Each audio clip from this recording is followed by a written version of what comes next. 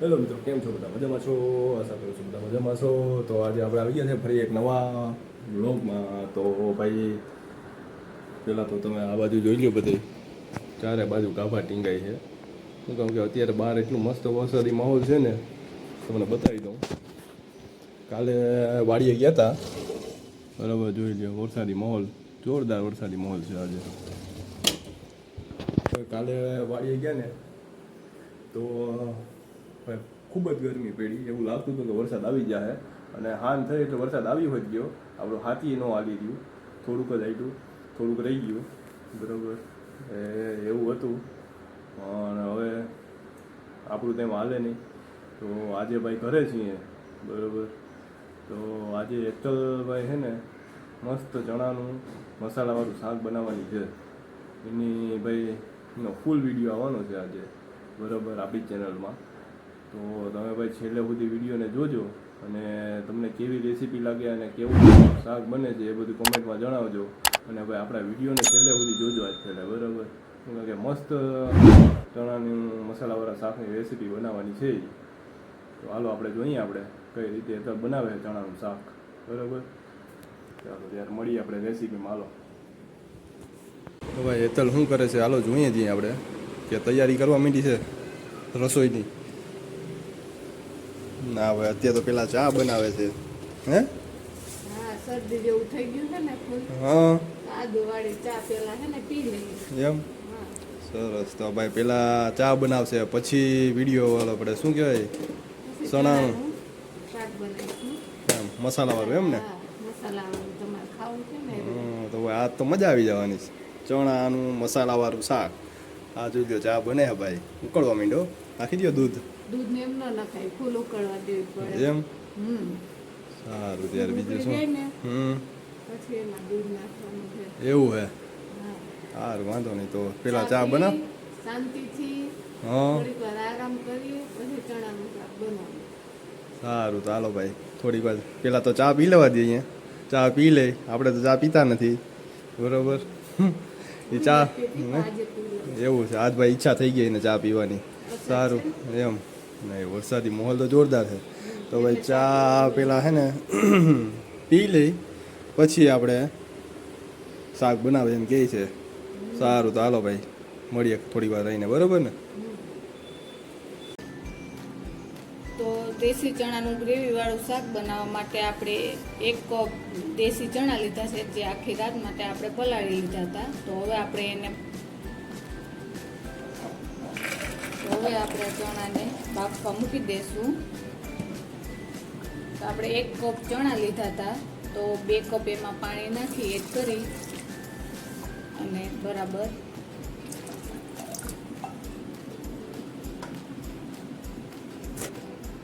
તો હવે એમાં આપણે 1 ચમચી જેટલું નમક એડ કરી દઈશું, જે સ્વાદ પ્રમાણે નાખીને બાફી લઈશું.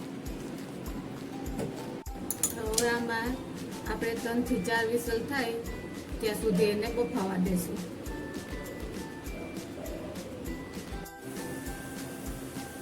તો જ્યાં સુધી આપણા ચણા બફાય છે ત્યાં સુધી આપણે તેને માટેની ગ્રેવી તૈયાર કરી લેશું. તો તે માટે આપણે લીધી છે 2 મોટી ડુંગળી, 1 ટમેટો, 1 મરચું, 8 થી 10 કળી લસણની ને મીઠા લીમડાના પાન.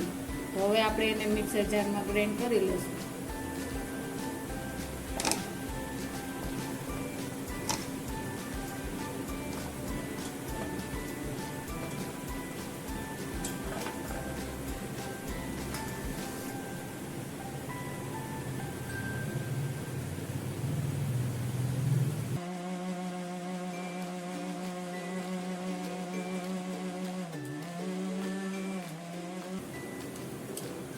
તો આપણે આ રીતનું બધું એક સરખું ગ્રેન્ડ કરી લીધું છે.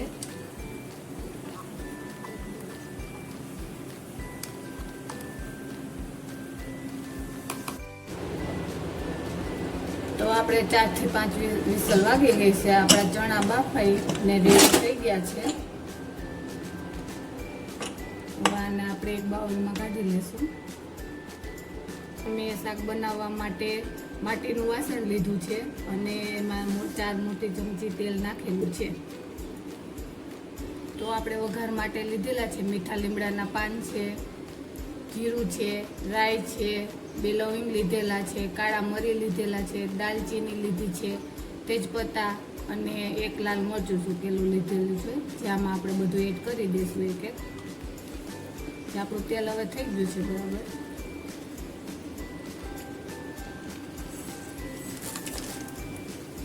હવે રાઈ ને જીરું તતડે ત્યાં સુધી આપણે આમ રહેવા દઈશું. માથે આપણે ઢાંકણ ઢાંકી દઈશું.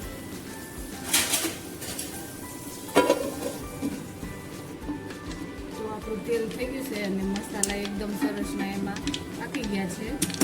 હવે એમાં આપણે ગ્રેવી એડ કરી દઈશું.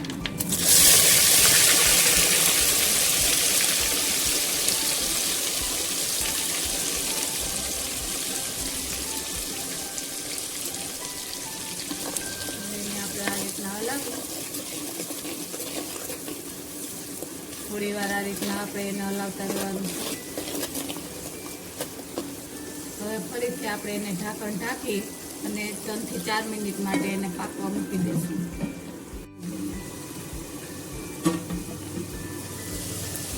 તો તમે જોઈ શકો છો હવે આપણી ગ્રેવી સરસ મજાની પાકી ગઈ છે.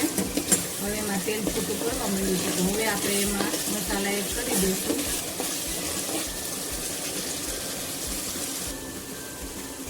તો મસાલામાં આપણે લીધું છે લાલ મરચું પાવડર લીધો છે, ધાણા જીરું પાવડર લીધો છે, હિંગ લીધી છે, હળદર લીધું છે, સ્વાદ મુજબ નમક લીધેલું છે, ગરમ મસાલો લીધો છે અને મેગી મસાલો લીધેલો છે.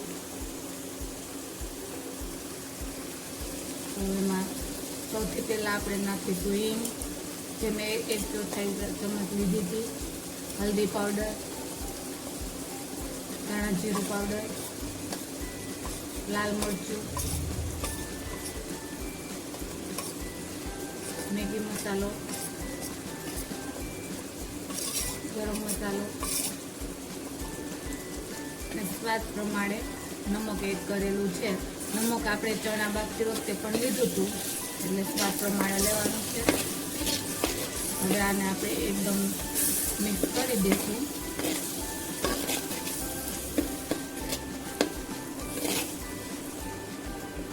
ફરીથી 2 થી 3 મિનિટ માટે આપણે જે મસાલો નાખેલો છે તેને પાકવા દઈશું. તો મસાલા આપણા બધા પાકી ગયા છે, તેલ છૂટું પડવા માંડ્યું છે. આમાંથી મસ્ત સરસ મજાનું પાકી ગયું છે. હવે આમાં આપણે ચણા એડ કરી દઈશું. ચણા આપણે જે બાફેલા હતા એ પાણી પણ ફેંકવું નથી, એ આમાં એડ કરી દેવાનું છે.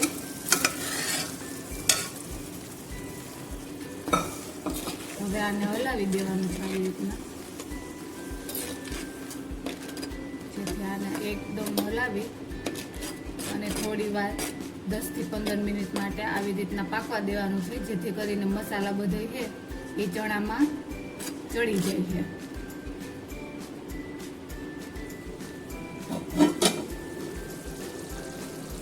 તો આપણું શાક રેડી છે. મસાલો બધો પાકી ગયો છે સરસનો અને તેલ છૂટું પડવા માંડ્યું છે બાજુમાંથી. તો હવે એમાં આપણે ફેટેલું 2 ચમચી જેટલું દહીં એડ કરી દઈશું.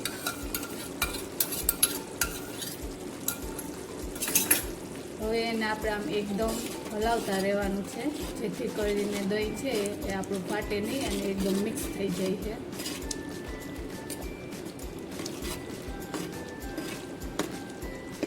બે મિનિટ સુધી આવી જ રીતના આપણે એને હલાવતા રહેવાનું છે. અને જો તમે અમારી ચેનલમાં નવા હોય તો ચેનલને સબસ્ક્રાઈબ કરવાનું ભૂલશો નહીં અને બેલ આઇકનને પ્રેસ કરી દેજો, જેથી કરીને તમને મારો વિડીયો સૌથી પહેલાં પહોંચે છે.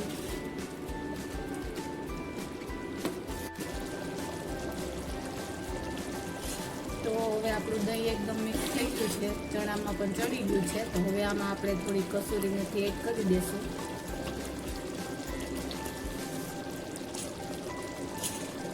તો રેડી છે આપણું મસાલેદાર ચણાનું શાક. તો હવે આપણે એના સર્વિંગ પ્લેટમાં લઈ લઈશું.